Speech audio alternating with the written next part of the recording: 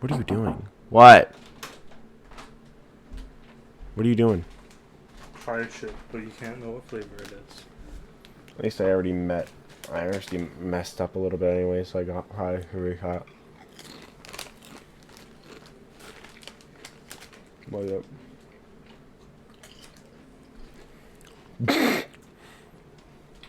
Put it in the video. I should, yeah. Wait, can I have some more? I want more. It's not bad. Yeah, pretty good. Thanks.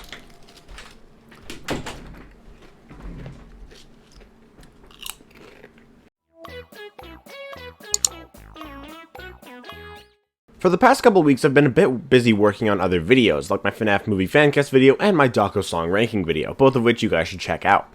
But I haven't forgotten about my final Tales from the Pizzaplex Book 2 theory. The book was released almost a month ago now, and with the delay of the third book, I'm considering reading some of the leaks for the second story, because I've already been spoiled a little for it, and I kinda want to make a theory on it, so we'll have to see.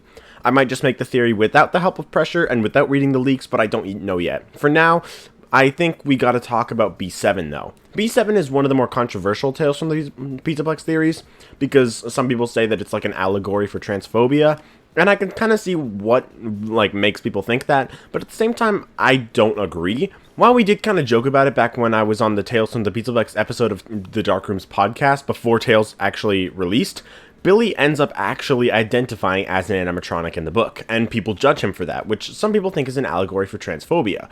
And I'm pretty sure the author actually cleared that up, that was not the intention. All in all, the story is actually really sad to read, and it does a really good job at making you feel bad. I actually really love the story, but the weird thing about it is that it's a Tales from the Pizzaplex story, despite not actually having anything to do with the Pizzaplex. When does it actually take place, though? Because it's not in the Pizzaplex era, so when is it? Well, that's what we're going to be talking about in today's video on the secrets that are hidden behind the Freddy and Friends cartoons.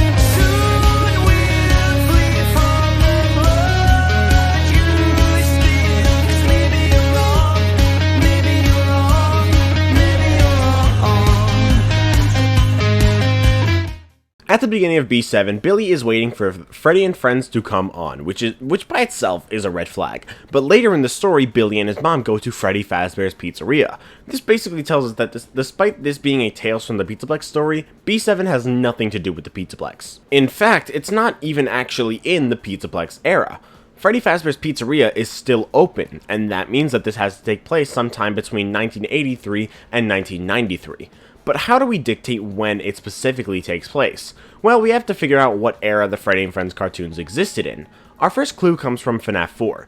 In FNaF 4's minigames, we can see the bite victim can actually turn on the TV in his living room, and on it is a cartoon called Fredbear and Friends, very similar to Freddy and Friends. Freddy Fazbear's Pizza and Fredbear's Family Diner did coexist, but both were popular in their own right, so it's possible that Freddy's and Fredbear's had the same type of cartoon around the same time. Or maybe, after Fredbear's closed, they made Freddy and Friends as a spin-off to replace it. Either way, this seems to imply that Freddy and Friends was a thing at the first Freddy Fazbear's Pizza. But there's more than just that. The whole plot of Freddy and Friends on tour is actually Foxy joining the band. Since Foxy exists in FNaF 1, 2, and 3, or the Freddy's locations 1, 2, and 3, this has to have aired in-universe when Foxy was first added to the first Freddy's location. But not only that, there's one more thing. Towards the end of the first 3 episodes of Freddy and Friends, Freddy takes off Foxy's mask, revealing an endoskeleton underneath, which obviously that's what's underneath them, but the important part is the design of the endoskeleton. It's an Endo 02. Since FNaF 1 didn't have Endo 02s, and the FNaF 2 location didn't have the original Freddy, Bonnie, Chica, and Foxy as public entertainers, and was also only open for a few weeks, that only leaves the first Freddy's location. So this cartoon probably existed in the span of 1983 and 1985. B7 takes place over the course of 16 years, so by the end of the story it's probably around 1999 to 2001. So, just so it's like a cool, even number, I'll just say that B7 starts in 1984 and ends in 2000. So now we've dictated when Freddy and Friends and B7 take place. But what else can we find in the Freddy and Friends cartoons? What secrets do they hold? I've talked about some of them in past videos before, but considering we're here, we might as well go over it all in one. But first off, I'd just like to say that apparently the wall code in Michael's room was partially solved because of the glitches in the cartoons, but I don't know how or what that's all about, so I won't go over that. I think the Freddy and Friends cartoons actually solve a couple of the mysteries in Security Breach, mysteries I've talked about in videos before. At the end of each episode of Freddy and Friends on Tour, Freddy and the gang sing a song, but each song is different. But interestingly, each song actually connects to either the character in the static at the end of the video, or both the character in the static and the character in the glitch in the video. Here's the song from the end of the 3rd episode. We're rocking and rolling, our friends are all here. Got our ice cream sundaes and ho-hos. We're diving into pizzas and burgers with cheese. Keep the french fries coming forever and ever. This song references rocking and rolling, alluding to music, and in the end static we see DJ Music Man. We also get a glitch in this episode of Chica, and the song talks about diving into pizza and other food. Chica is obsessed with food, and her love of pizza literally ends up being a game mechanic in Security Breach. Now listen to the song from the 4th episode. We're bringing all our buddies, it's time for a jam. Gonna play till our worries are gone. Picking up the music and rocking along. We just keep playing forever and ever, forever and ever and ever. Are you having fun yet? This song references bringing all our buddies and playing. Vanny is the character in the static at the end, and she is associated with playing, and also says to Gregory in the first Security Breach trailer that his friends are worried about him. Now listen to the song from the 2nd episode. We're hopping into the jalopy, gonna go for a ride to the pizza shop with our friends. We're jumping and rocking till the sun goes down, and the moon is shining forever and ever, forever and ever.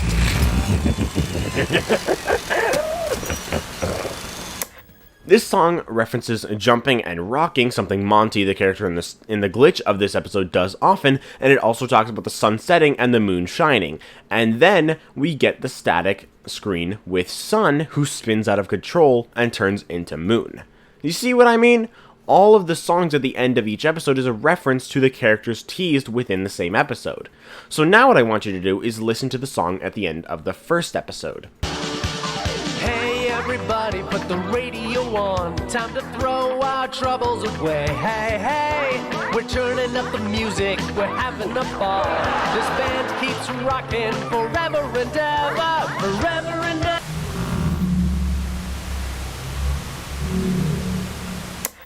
This episode has a glitch of the Nightmare staff bots, which looks suspiciously like Nightmarion, a variant of the puppet, and the static at the end has the Blob, a character with tentacles just like Nightmarion and the puppet, and also has a puppet mask inside it. I talked in a previous theory about how maybe the spirit of Charlotte is split up between all of the different staff bots. The 4th closet shows that if one spirit is fragmented between different objects, their memories are fragmented too, and they forgot elements of their past. So therefore, it's very possible that Charlotte is split up between the staff bots, and since she's split up between so many different objects, her memories are basically non-existent.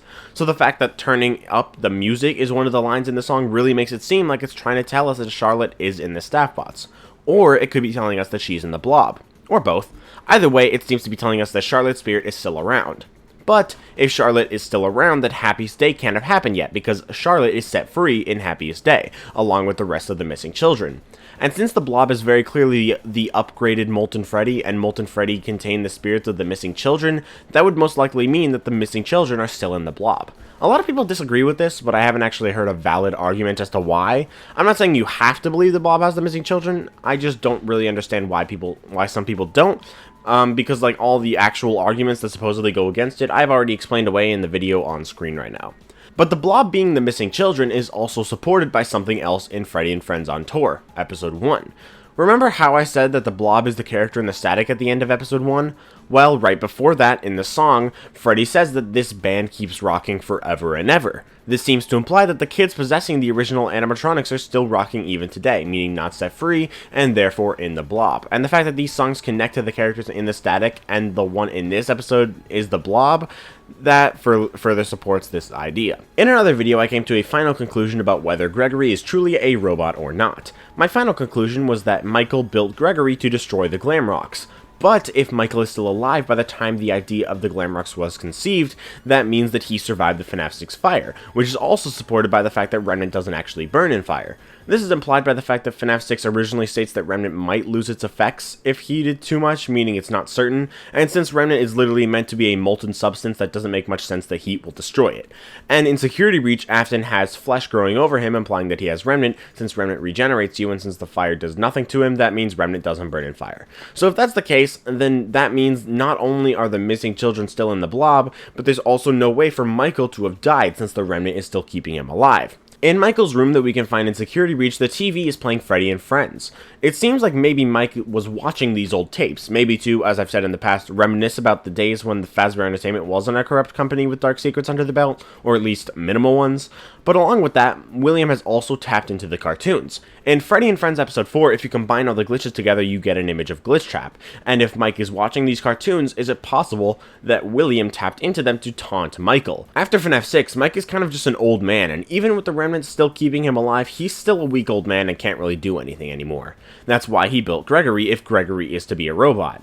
Maybe William is taunting Michael for the failure that was FNAF 6, and for not being able to do anything anymore. Plus, if the theory of Vanessa being Michael's daughter is true, it's entirely possible that William took away Michael's daughter and caused her to turn into his own daughter. And for that, William taunts Michael, throwing the failure in his face. But there's one more thing. The Freddy and Friends cartoons are great because they have plenty of lore and Security Breach teases within them.